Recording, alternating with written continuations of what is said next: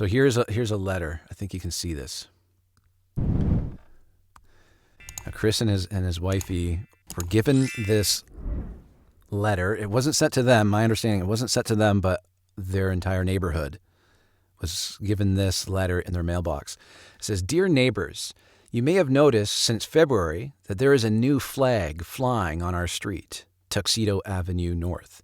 It is a black flag with a white diagonal stripe running through it." A lot of you guys know where this is going. "We wanted to take a moment to inform you of its meaning, if you don't already know. This flag is the symbol of a violent white supremacist militia going by the moniker Diagolon. Diagolon started as an online conspiracy theory fringe group espousing Holocaust denial, homophobic, anti-immigrant, and white supremacist views. They have moved off the internet, bringing their hateful message into the mainstream by working on the 2021 Federal People's Party of Canada, the PPC, election campaign, and in recent months, the Ottawa Truckers Convoy. 4 members were also arrested at the Coutts border crossing in Alberta with guns and ammunition. They have been charged with conspiracy to commit murder. The militia is far right and promotes an accelerationist ideology. Using violence, they seek to destroy the current order to build one in their own image. As the anti-hate network says, their goals are ultimately fascist, to use violence to take power and strip rights away from people who do not meet their purity tests based on ideology, race, and gender. The other flag that has been flying at the same house is the red ensign. This flag looks very similar to the Ontario flag and was the national flag of Canada before the maple leaf was made the official flag in the 1960s.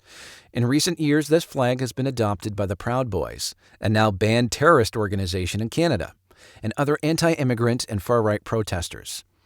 They and others have chosen to fly the flag to remember a time when Canada was overwhelmingly white as a nostalgic memory and an aspiration as to what they believe Canada should become. These flags represent a belief that we are not equal in our humanity, and we should preserve a hierarchy with violence to those that don't fit in. This is not a world that we want or think that others should have to face. After 2 incredibly difficult years and only more uncertainty on the horizon, frustration, anger, and fear are only natural.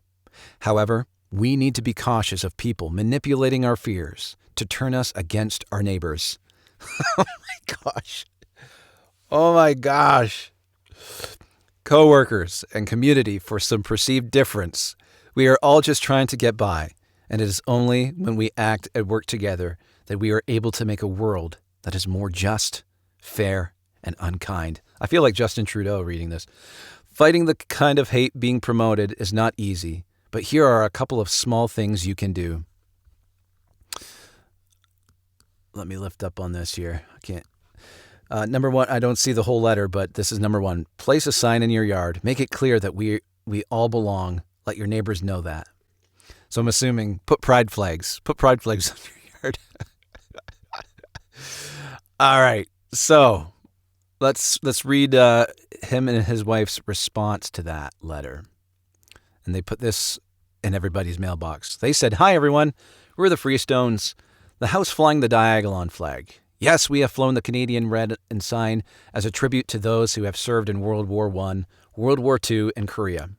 We also fly the Canadian flag and the New Brunswick provincial flag. This is Canada. We have that freedom. Please do your own research on Diagolon. You will discover it is a community full of friendly and diverse people. It all started as a joke, nothing more. A fictitious country starting from Alaska, down through Alberta and Saskatchewan, then Montana, and all the way through to Texas and Florida. And lo and behold, that forms a diagonal line. A time-traveling plastic goat is the vice president. We'd like to take this opportunity to thank you for being great neighbors the last 18 years. Oh my gosh. Classy response. But talk about dedication to that letter. Super dedicated. It's like they did research, but they didn't.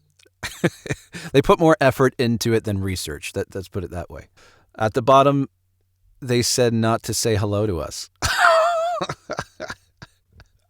So that part was missing off of that. You only shared a little bit of it, but that's I'm laughing because it's sad, not because I actually think it's funny. But oh, guys. All right, and then you shared the story with the security agency. What's the acronym for the CSIS?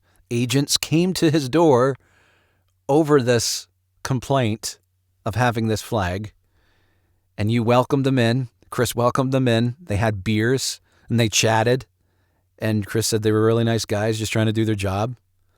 Oh my gosh. I know I've said that the soul of Canada has died, but it's like the mind of Canada has died as well. I hope your neighbors see this stream. I hope they do, because I'm laughing at them.